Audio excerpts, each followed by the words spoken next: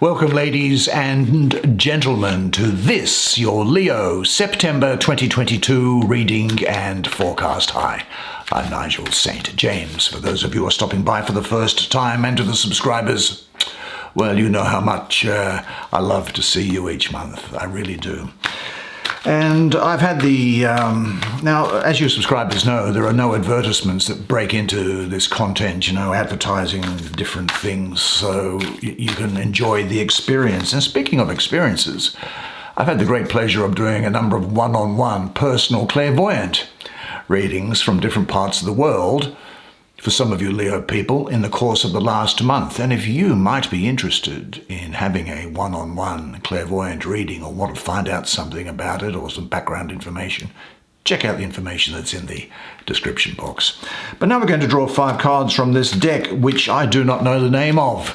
My son and daughter found it when they were out shopping together one afternoon in a flea market, and they gave it to me some years ago. Now, I think the deck itself is probably about 30 or 40 years old. It didn't have any box or papers or anything like that, so I have no idea what it is. But I do know this, I know that it works. So we're going to draw 5 cards for you now, because 5 is all we need. Here is the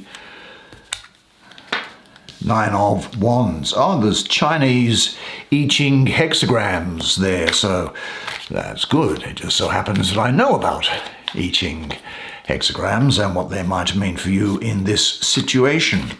Very interesting artwork on this deck, I have to say, and it's there is the card of death. Oh, now that has both a rune prominently displayed and a letter of the Hebrew alphabet prominently displayed. The rune is from the Elder Futhark, I'd say, and the Hebrew letter, both of which have, the Hebrew letter has a spiritual meaning.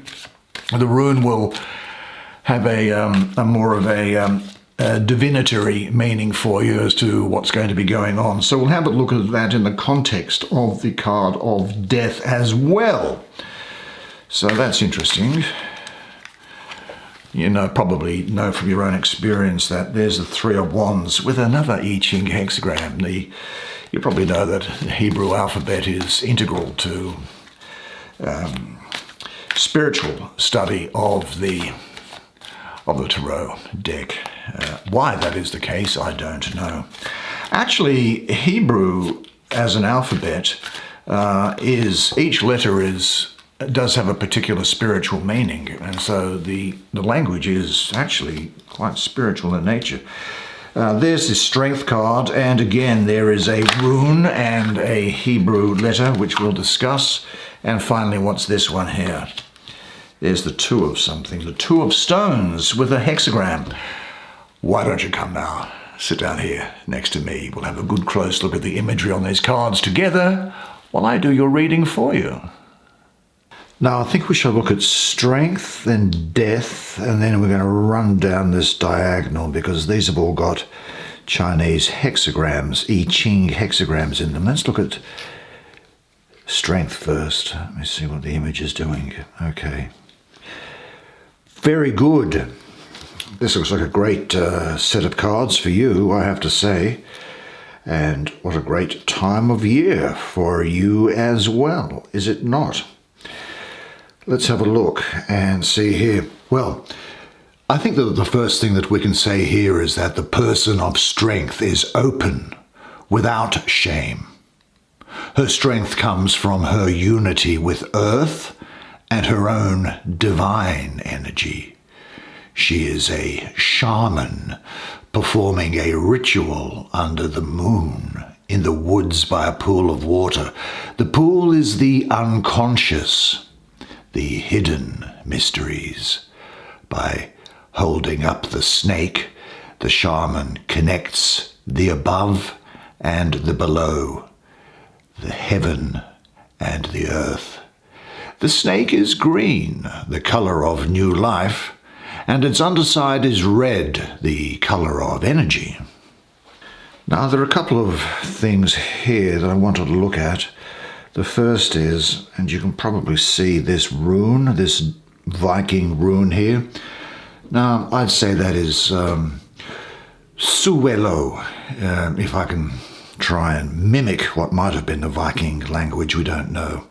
But in any event, this is a rune of victory, health, and success, and it indicates a time when power will be available to you for positive changes in your life. It's very positive, and it's an indication of your being healthy and of you overcoming opposition. So relax. Don't let worry and tension get to you. And if we look across it also, there is a Hebrew letter here, which is the 9th letter of the Hebrew alphabet, called Teth, or Teth is the name of it. It has the literal meaning of basket or nest, and it is basically it's the symbol of the good in all of creation, and it has to do with purity and impurity, teaching you to choose the good, and also the realization that even within the bad things that happen, there is hidden good. This also represents femininity and pregnancy. It includes the kindness and mercy of creation and the principle that everything is eternal and nothing is ever lost. Now, the essence here is feminine. This is a very Leo card, incidentally. The essence here is feminine, representing the number 9 for 9 months of pregnancy. Even though it's said to be 8, it does for me represent the number 9, being the 9 months of pregnancy. And look, it's even shaped. If you look at the thing, it's even shaped like a womb, a spiral, or a container where things change and transform. It is the field of manifestation, the essence of the feminine that contains all in her. The infinite is contained here within this energy, and it brings about the finite. This energy contains the kindness and mercy of creation for you this month, and it teaches you to distinguish between the good and the bad, and by choosing the good to clean and purify, and therefore to do that which is impossible, to erase the bad deed that was done. It contains the principle that nothing is lost, nothing is wasted, and all is eternal. This energy is the container that creates the ability of souls to be attracted to life with one purpose: to restore all to good as at the beginning. Now, I said we were going to have a look at death next. Now, you'll see here that there is an image of Scorpio, and that's there. This is because Scorpio is about transformation, and indeed, to some degree, this card has an element of that for you during this month. The reason why I'm getting that is that Scorpio has 3 forms. It has the solid form. Scorpio is a fixed sign of water, and it has the solid form, like the scorpion or ice. It then transforms into the fluid form, a snake, such as liquid water. And then in its exalted form, it is an eagle, such as then vapor or gas. So there's a transformation, as a period of change and moving things out of your life and starting new things going here. But let's have a look at the image itself. Well, the image of the boat belongs to, and you can see that boat there, that belongs to birth as well as to death. Do you know that the baby's cradle originally symbolized a boat? Now, the trees and grass signify plants, the bones, minerals, the birds, the animal world, and the ferryman symbolizes the human world. Now, this peacock's eye, which you can see there in the center there, That signifies looking at the truth in regard to death. The bird also symbolizes the soul and the divine potential that you have. Now this Norse rune that's here, this is really, Bakana, which is really the family rune, and it refers to a happy family event, such as a wedding or a birth or something like that. It can also refer to good get-togethers with like-minded people or friends, or it can mean the formation of an idea. This symbolizes and represents new beginnings, a new project, possibly a new romance or a deepening of an existing romance, something that will bring you happiness. Now, if you're a woman, then this often represents you. And it says that you will have happiness in your relationships. And then looking at this Hebrew letter here, this is the letter Nun, which is actually the 14th letter of the Hebrew alphabet, unless I'm mistaken. I'm pretty sure I'm not. It's the symbol of faithfulness, and the faithfulness of the soul and emergence. The Nun, in a sense, stands for humility, if you can bring yourself to do that, as it is bent both above and below, as you can see. It also represents the soul, the heavenly spark housed in your earthly container of the body. Now, in the language of Aramaic, now that was the language that was spoken by the figure known as Jesus Christ, incidentally, Nun means fish. So this energy can be thought of as the fish that swims through the waters of divine scriptures. It is connected to fertility, continuity, and the ability to increase and multiply. It indicates to me here in the position that it's in, constant presence and the humility of the soul. Your soul is silent, bent, and humble, constantly giving light, but staying hidden. And this Nun energy shows that to be bound to the Creator's will, not to your own personal egotistic way, you have to bend above and below. The Nun shows the relationship between the body, which is impermanent, of course, and the soul, which never dies. It can teach you about the nature of time and space. I think that this also, for you, this month represents flow, teaching you to be supple and flexible like the fish instead of resisting change. And if you can be aware of your inner guide, your soul, you need never fear, because the Creator is always present within you.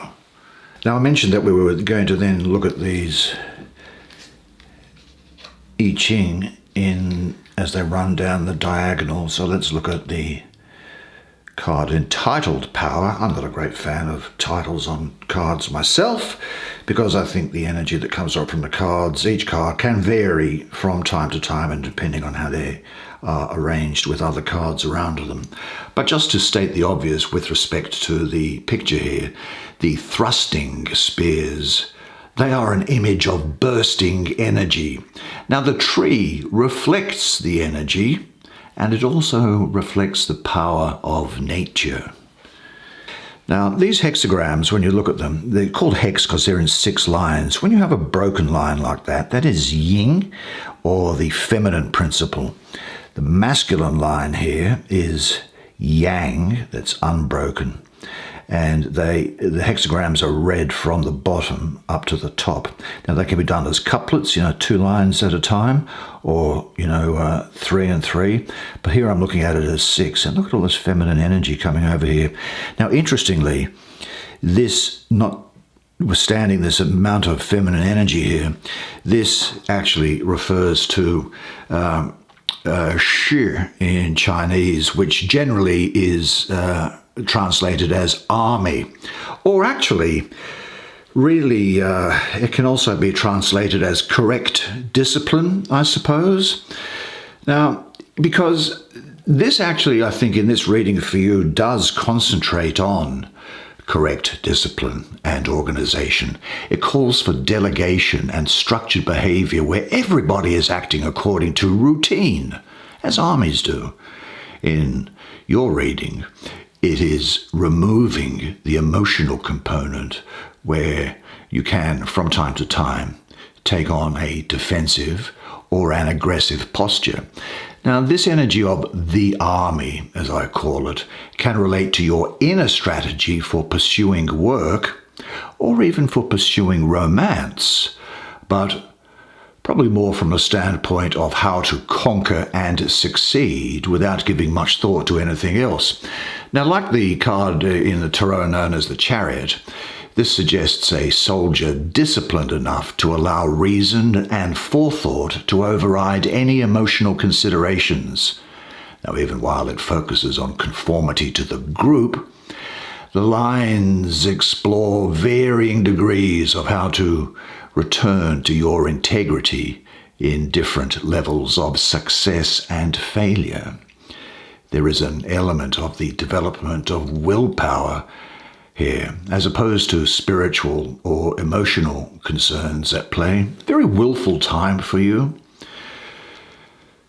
There's almost a movement away from fellowship and social interchanges to organize your own foundational beliefs and learn more about yourself. Ultimately, you must find a balance between the need to conform to others' expectations against the need to express your authentic identity.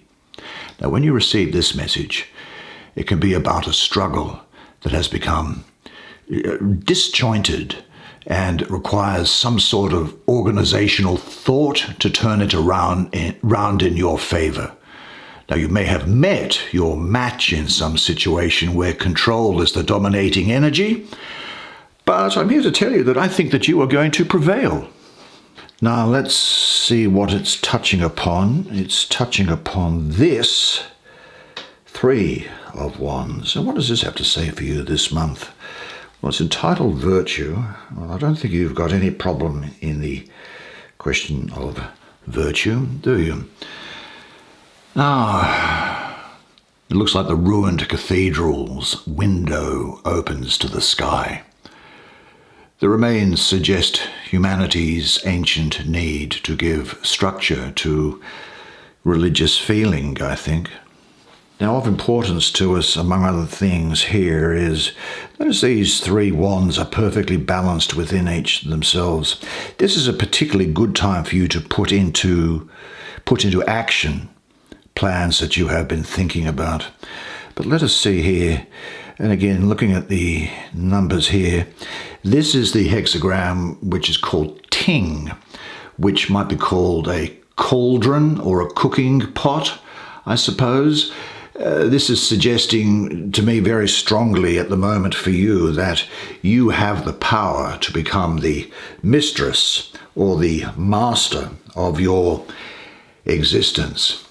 Now, this Ting energy is associated with the alchemical process of transformation. See, we're talking about transformation also with respect to this death card here. And it's a process of transformation where the distance between spirit and ego must evaporate. Now, on the hero or the heroine's journey to fulfill your destiny, you are first called into initiation. You can choose to ignore the call or to follow it. Generally, the initiation begins when the ego has been wounded or a path suddenly ends. Therefore, the Ting, the cauldron, is often about the deeper spiritual and more encompassing aspects of your journey. This is a powerful, powerful hexagram with a message about fulfilling your destiny and the enormous inspiration you possess to accomplish your aims. Now, the cauldron, the cooking pot, can show a situation in its beginning stages, such as taking a job, to receive training, or the early part of a relationship that is as yet really kind of undefined. This is the point where actual change takes place. So the message here really is just give it time. Something is still cooking. Something's boiling away in that cooking pot. Now, the underlying cause beneath it, I suppose, suggests the need for you having to persevere or push onward to your goal. Well, the cauldron now is saying this is a complete rebirth that's necessary and a reconnection with your life path, not unlike what we were talking about with death again. Now, in other words, most of the I Ching hexagrams are reflecting the, just the ordinary daily experiences that you encounter. But when you receive this one, the perspective is much broader. You have a much more all-encompassing view of your life.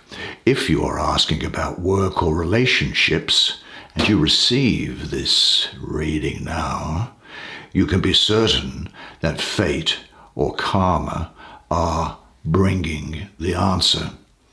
There is enormous power in this situation at the moment. Now, the hidden influences here are of determination and breakthrough, but they can only work if you are on the right path.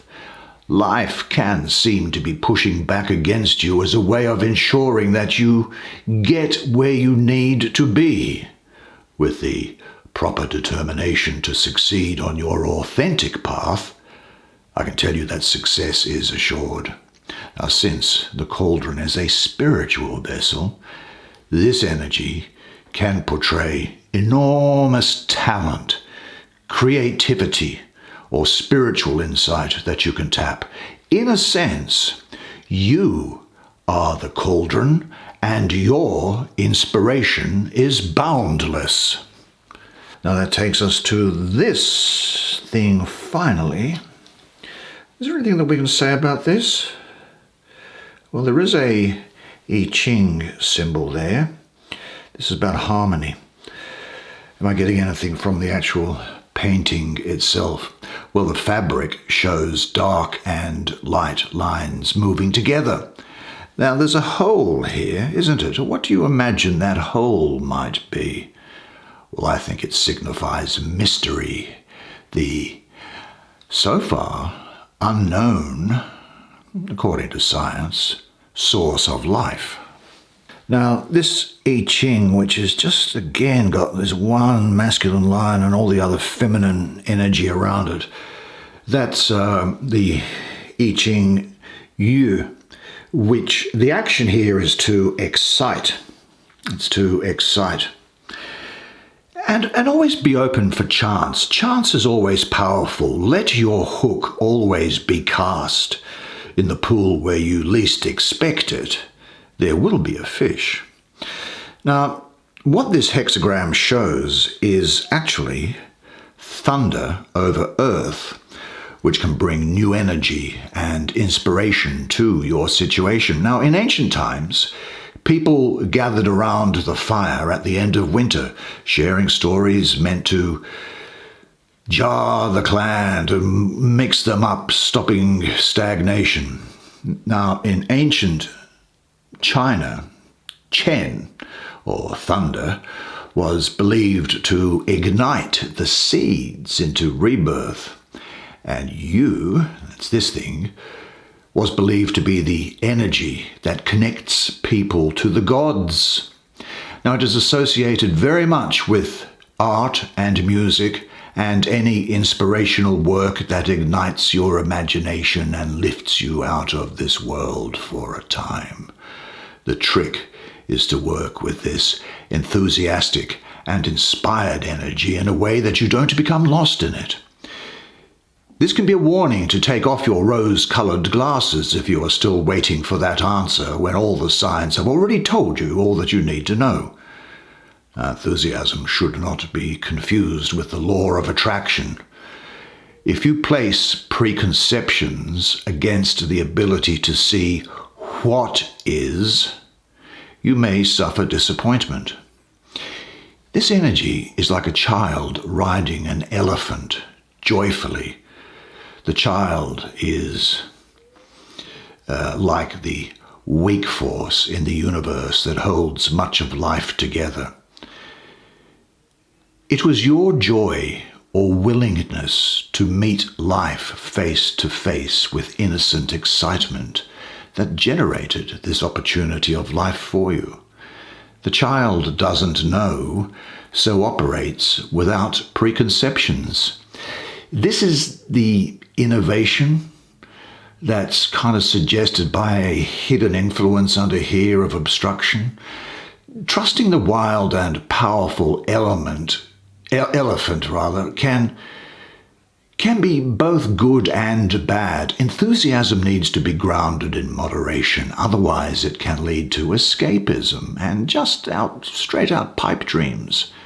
But the elephant embodies the creative power of emotion, which, when harnessed, tramples any barriers forward.